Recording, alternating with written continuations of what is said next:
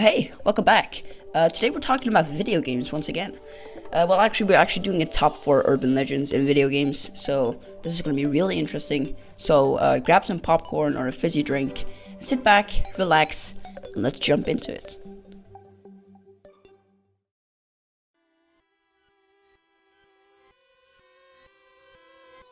Lavender Town Syndrome.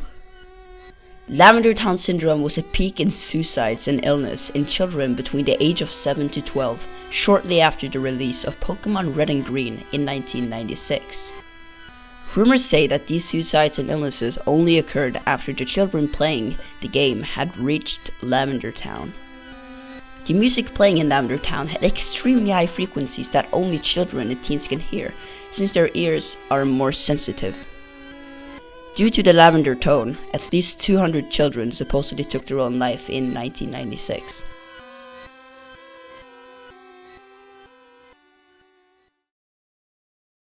Polybius.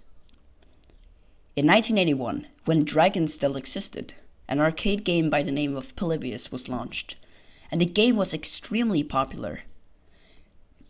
It was actually insane.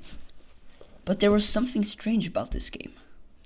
After a few days, players would develop weird symptoms like migraine, sleep deprivation, and some people even forgot they had played the game at all. So why did Polybius have such a weird effect on the players? Well, no one really knows, because after the game had been out for just a couple of weeks, the game just disappeared. Like seriously, it just popped out of existence. But according to witnesses, it is said that men in black suits collected unknown data from the arcade machines before the game disappeared. No one knows what happened to Polybius to this day.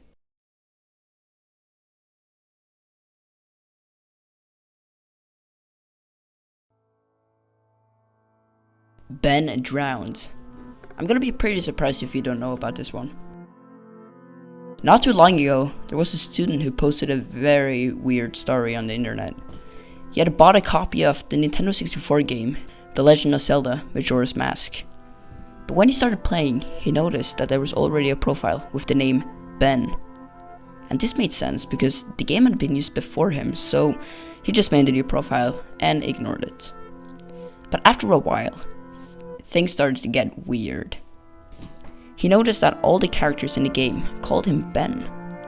He thought this was just a bug, so he removed the profile and continued playing. This seemed to have fixed the problem, and the characters no longer called him Ben. But things started to get really creepy from here. A message appears saying, "You shouldn't have done that." And the game started to act really weird. Your character just dies all of a sudden, the music started going in reverse, and all the other characters in the game just started to disappear. And all that was left was a creepy Link statue that started laughing when you died. The student was too scared to play any longer and started doing research to find out who owned the game before him. He found out that a small boy by the name of Ben had drowned and his favorite game was Majora's Mask. After he found this out, he burnt the game because he thought Ben had haunted his favorite game.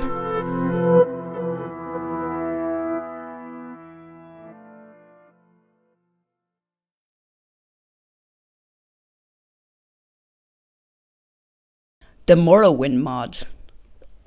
The Elder Scrolls is just the king of open world games. And while the series is pretty old now, there are still a lot of fans playing the older games in the series. One of the games we're going to talk about today is the Elder Scrolls 3 Morrowind.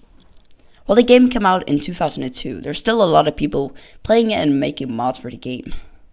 But recently, a really strange mod was made, and it goes by the name of Mod JVK 1166c.esp.